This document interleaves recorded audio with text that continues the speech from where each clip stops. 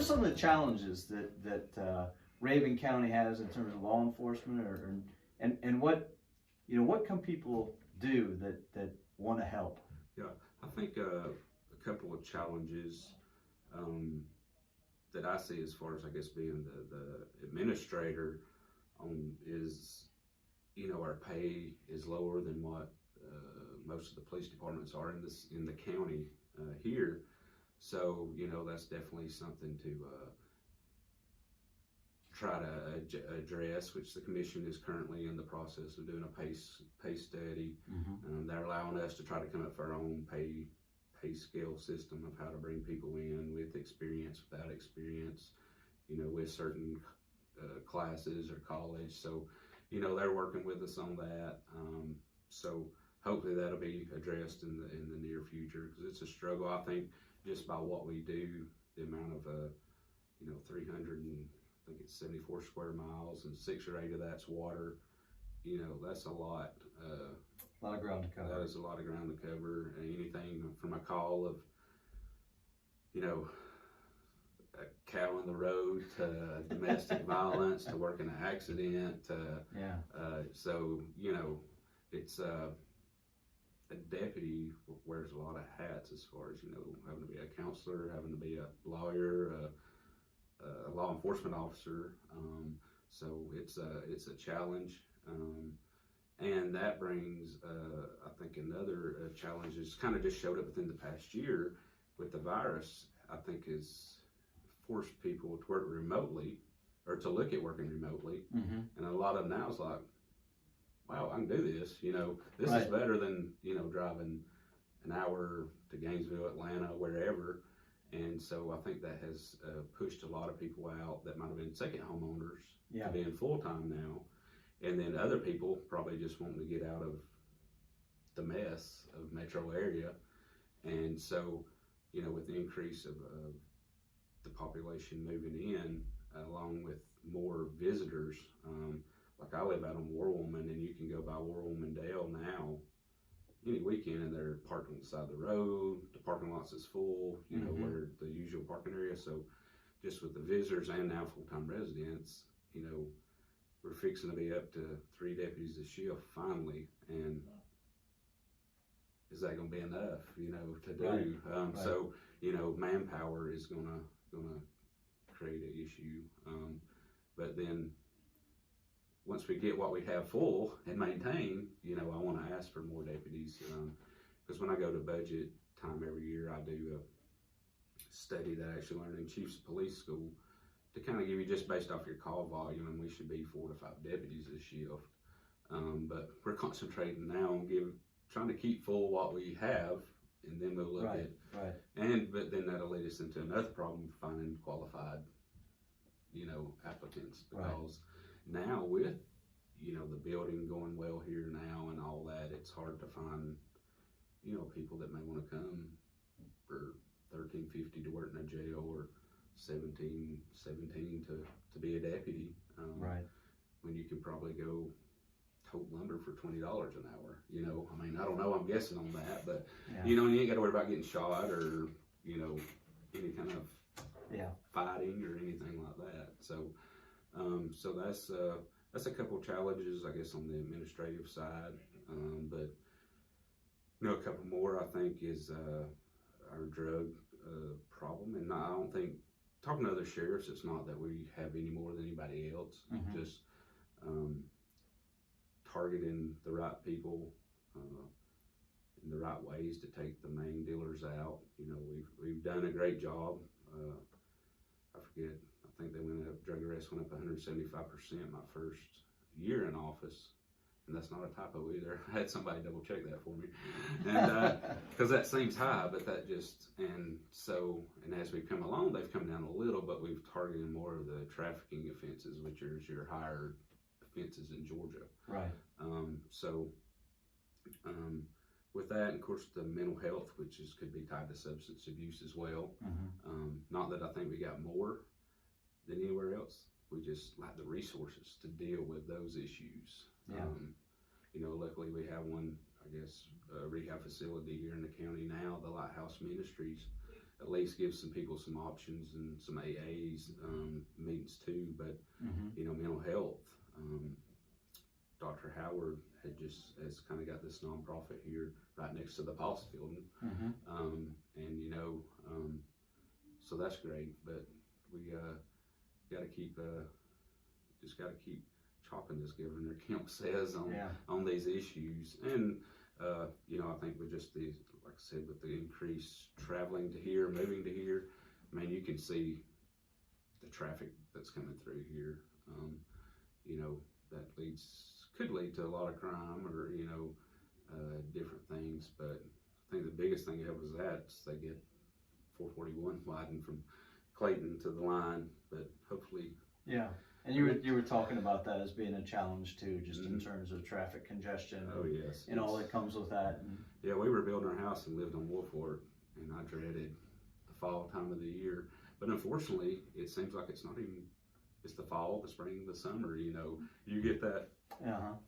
You get that northbound flow Fridays now, still pretty steady, and the southbound on Sunday. You know, where it's backed up from George Eller Curve all the way up back up to Dillard, it seems. So I don't know why it has ever taken it so long, because I remember probably 20 years ago hearing about 441 getting widening. Right. And then there the south end gets widened out of kind of nowhere, and then here we're still fighting whatever battles is going on with that one. I don't know. Right. At the War College, we called that the speed of government. Right. Yes. What about visitors that are coming to the county? What are a couple things that, you know, it might be good for them to be mindful of? Yeah, a lot of them, you know, visitors coming to the county, you know, you're welcome, come on. Just, you know, watch your speed, definitely, on these. A lot of them might have come from places with straighter roads, and we lack those here, so, you know, just watch the roads with your speed. Of course, don't drink and drive, wear your seatbelt, you know, don't stay off your phone. But, you know, if you're here enjoying our resources, you know, just, unfortunately, you have to be smart. Say if you were going to the mall, if you're out in one of these areas, you know, make sure your car's is locked and don't put your valuables out where people can see them. Because unfortunately, you know, we have some of that, not as much as you hear in Atlanta, you know, where 50 cars gets broken into in one street, but, you know, there's a will, there's a way with criminals, it sounds like. So, but, you know, as far as safety, I ain't saying nothing ever happened. We live in a very safe community, I feel, and, you know, just enjoy whatever you may be doing here, whether it's going and enjoying Main Street, or going to any of the parks or trails or whatever. You know, I don't particularly like all the traffic, but, you know, you know, come enjoy what we have here, because, you know, it's for everyone. You know, with us having so much Forest Service land, and the Georgia Power owning, you know, a slice of that too. There's not as much private land, but, you know, we've been blessed with having the government land we all can enjoy, whether hunting or fishing or mountain biking. I was, you know, into that at one time, and we had, you know, some great places to ride mountain bikes, and so just enjoy, I guess, what we get to enjoy every day. Probably take it for granted more than what I realize too. But well, newer people to the community, like Laura and I, we help remind those of you that have been here for a while how wonderful it is. But I don't think you do. But and you had talked a little bit about some of the financial challenges that you have, and kind of the fact that, you know, a census may not accurately really reflect, especially post-COVID, who's in the community. What about folks that want to help? Is there a way that folks can help the department, you know, financially, and if so, what's that look like? Yes, a lot of people don't know, but our K9 program we have here, it's totally donation funded. We do have a little, maybe $1,000, $2,000 in a line item where if the donations dried up, we would have something to keep those going on. So that K9 program is totally grant funded, not grant funded, donation funded. So you know, all that money goes to buying dog food, vet bills, their yearly trainings. They have to go on to get recertified for whatever they're getting in their certifications in, paying for the motel rooms while they're gone, all that stuff. So they've been great. It seems like, you know, people love animals and dogs, so I think they give more money to our K9 program than they would me. But you know, we, you know, they go out. The schools love them. They go out and do their demonstrations. You know, for any other, you know, groups that request it, you know, we'll come out and let them see what they do. Or, you know, if you're in decent physical shape and would like to be one of our suspects for the dogs, and let them track you through the woods, you know, that might be a possibility. There hopefully wouldn't be no biting at the end, but you know, we hate using, we try to mix up who we're using for let the dogs track, but you know, a lot of times it's the same people, you know, doing it. So I mean, that sounds like a good time to me. Yeah, but I wanted to throw that in there. Be sure you're in shape. Don't want to miss that one. But it's and I enjoyed. I haven't been in a while, but I'll go out some and lay a track for them and let them find me. And it's I don't know. I like the K9s there. Yeah. How many working dogs do you have now? Two. Okay. Well, 3 actually.